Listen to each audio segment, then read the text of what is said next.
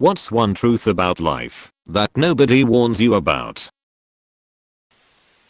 One of the most sobering, unwarned truths is that you will outgrow people, and sometimes you will be the one outgrown. Second, this people come and go. That's life. You only get a loan of people. You can't keep anyone. My grandmother. Wow. I love that. It's so true yet so unbelievably sad. You have no idea what's going on in people's lives. IDK, what even is going on in mine? Not everyone does. Lots of people are confused, even if they seem successful. Just keep moving forward, and you'll eventually arrive somewhere you might understand and feel comfortable in. Reddit feels nice today. I think I found the happy corner. That adulthood isn't one big decision. It's 1,000 tiny ones you make while you're tired, busy, or scared. And those tiny choices quietly shape your whole life way more than any big moment ever will. I've been interested in Buddhism/mindfulness for the past 10 years or so. And one of the things I try to keep in mind is there is no division between work time/chore time/family time/me time. It's all me time, if I allow it to be. Like, yes, I still have to be at work, or stuck at a traffic light or wherever, but I'm still there, and should enjoy it for what it is. Instead of waiting for this mythical me time, where I'm off the clock at home relaxing on my couch with my cat. This perspective really revolutionized my perspective too. One Buddhist text I've read countless times talks about it as washing your dishes the best you can, even when, as you described, you may be tired, overburdened, etc. Building habits of commitment to doing a good job compounds into other areas of your life. Trauma/grief hits everyone at some point, and we all feel/experience it differently, but yet we all know exactly what another person holding grief is feeling. Sometimes, even the people you trust the most don't always have your best interests at heart, and that includes your family members as well. Then they try to come around like nothing happened, like I'm mature enough to know what kind of person you are now. GTF away from me. Practice makes permanent, not perfect. If your practice is wrong, it's gonna stay wrong. Don't practice until you get it right. Practice until you can't get it wrong. I find this wildly true when it comes to musical performance. I learned the hard way that if you only practice till you get it right, you'll have a bad time. You have to know it so well that your body will play it right when your mind takes a vacation, which, in the middle of a show, it always does. It's a strange but wonderful feeling when I'm playing guitar, forget what I'm doing, but somehow still play the right notes. That parents don't always love their kids. It has become clear as I have gotten older that my mom resents me for not being the child she wanted. Hell, sometimes they resent that you exist. They had kids because they were supposed to, but they hate what you did to their life, their freedoms, their bodies. They don't love you because they didn't want you to begin with. Ugh, you're resenting the child, Ren, for the other parent. Like what? Do you know how easy my life would be if I wouldn't have married your father and had you kids? Said years post divorce. Damn. Mom. Sorry you didn't make better decisions. Lol. Yes, but this was my stepmom. Like, lady, you knew he had a kid when y'all started. Acting like I'm an inconvenience when you knew the details is wild. And these were people in their 30s, lol. Deciding what to eat 3 times a day is harder than it sounds. And the dishes never end. Neither does laundry.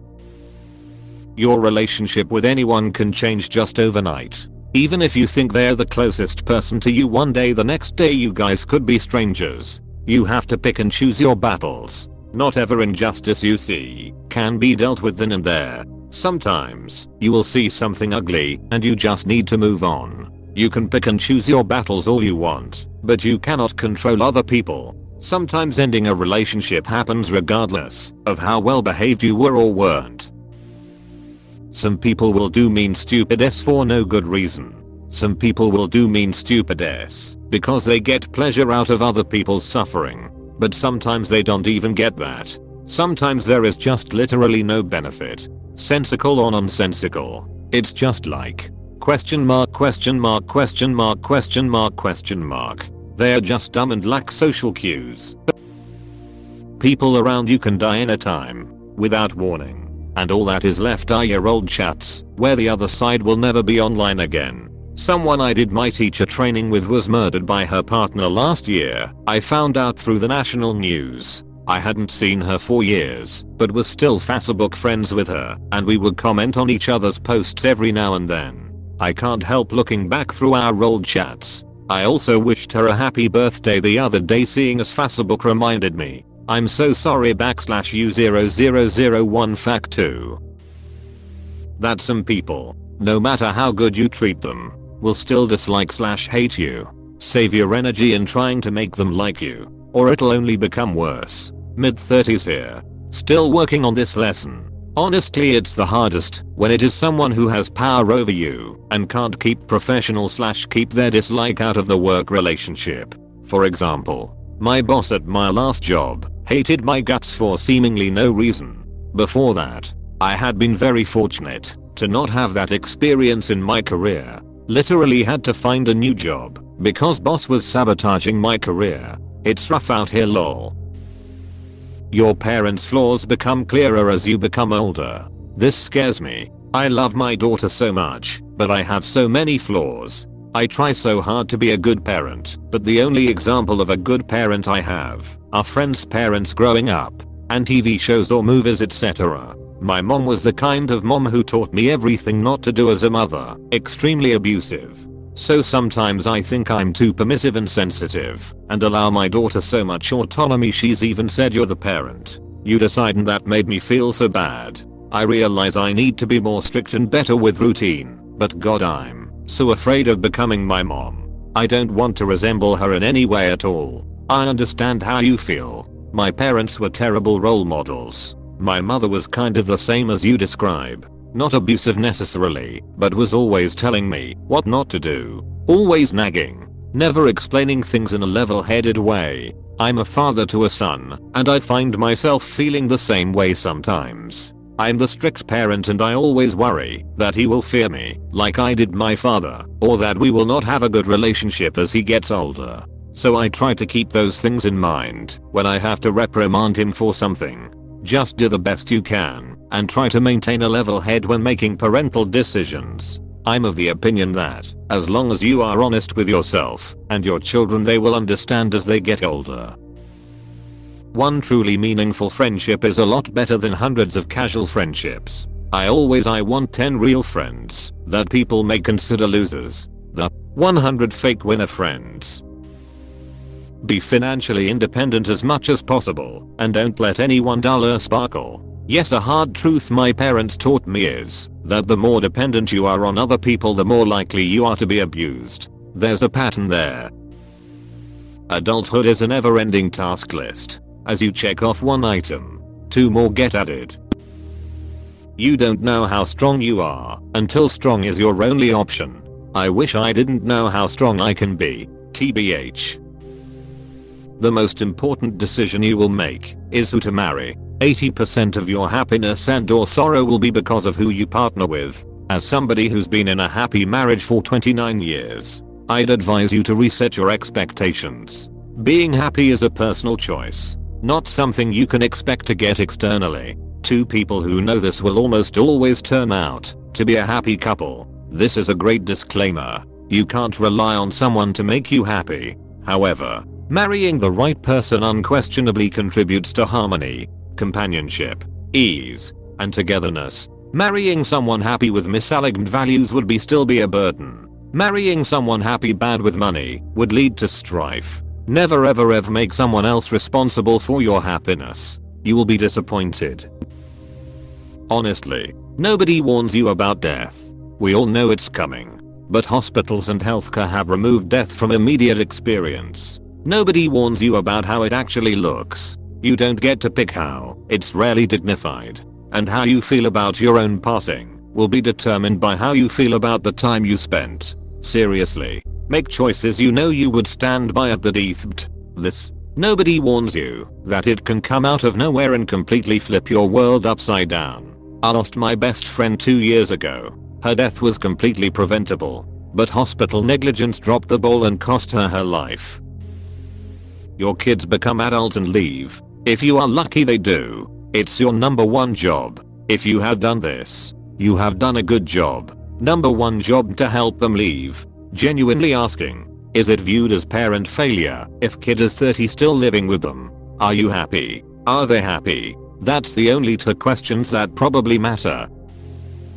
How fast people fade away when you stop initiating first contact with them. I'm doing this little experiment right now with my best friends. Wow. Little did I know. Family included. When you stop asking them so how are you doing, you will realize they never asked back. Peace comes when you stop trying to impress the wrong people. I've tried to learn to put more time and energy into people that do care for me instead of people who don't. Don't take criticism from someone you wouldn't go to for advice. Some people are only there for you when it's emotionally convenient for them. When I was a kid, I thought most adults genuinely had the interests of others at heart. As an adult, I realized that we live in a world that encourages us to be selfish. Yeah, they don't, and the worst is some people will try to sabotage your own success, even if they have little or nothing to gain themselves, only to spite you or avoid being reminded of their own defects and failures. Loneliness hits the hardest when you're surrounded by people. Absolutely. Surrounded by people who don't get you is much lonelier than being alone by yourself. People don't like to be around you if you're grieving hard after a loss. There's a lot of "I'm sorry for your loss" or "I'm here for you." In fact, it's not always the case. Just words. The most random people show up to help in an emergency too. When my cat died, the person who was most there for me was a classmate from high school that I barely knew but was friended to on Facebook. I'll be forever grateful to her. Just because you showed up for somebody doesn't mean they will show up for you. Your health can decline faster than you expect. Being friendly and likable is far more important than being good at your job. But if you're too friendly, people will walk all over you. Let's not confuse friendliness with meekness. You can be the friendliest person in the world and still stand up for yourself. After all, being direct is sometimes the kindest thing you can do. Too friendly also. I wouldn't say being direct would be seen as kind from an onlooker, necessarily. People don't take well to constructive criticism and being told they're wrong. Being too truthful can also put a label on you as being an asshole. It really is a fine balance. In this context, I'm saying you can be overly friendly and people can take advantage of that. If we are going to go into the nuances of connotation, then yes, I guess so. But generally, people are going to be people pleasers, so they can ruffle any feathers. I've learned a lot this year about setting healthy boundaries. The kind of directness I'm talking about isn't telling people they are wrong or calling people out. It's that old adage, clear is kind. Someone whose yes is yes and their no is no. If a person can't say no to you, then they can never truly mean it when they say yes. I'd rather someone say no thank you without giving a reason than say okay and I find out later they never wanted to say yes in the first place. That is a people pleaser. In my experience, these people are usually insecure, and while they may be super friendly on the outside, many are griping on the inside. I used to be that person. An example of the kind of friendliness I aspire to, the receptionist at my office is one of the friendliest guys I've ever met, and he also has incredible self-awareness, confidence and boundaries. I'm in leadership at our company, and I've asked him to do things outside of his typical job duties and he'll just say no. Recently I asked him if he'd do something outside his typical duties, and he said I'll think about it and get back to you. I knew full well he was going to give it intentional thought. And when he got back to me with his no, I knew he had really considered it. That means that anytime I ask him to do something and he says yes, I can genuinely trust it'll get done. Because he's proven he can say no and proven his yes is intentional and authentic. He's clear, direct and kind in his communication. He's also about the friendliest guy I've ever met. Everyone talks to him. Everyone respects him. I know for a fact the CEO takes him to lunch from time to time to hear his observations about the inner dynamics of the organization. Because he's so friendly and kind, everyone tells him everything, and he has clear on the ground perspective on the inner dynamics of the organization from the ground level. This is what I strive to become. Someone who is continually friendly and can communicate with direct clarity, able to say no with kindness so that people know I mean it when I say yes. Using facts/logic isn't always enough to communicate to someone that they are actually being wrong/harmful. Along with this, people as a whole are more dumb than you think.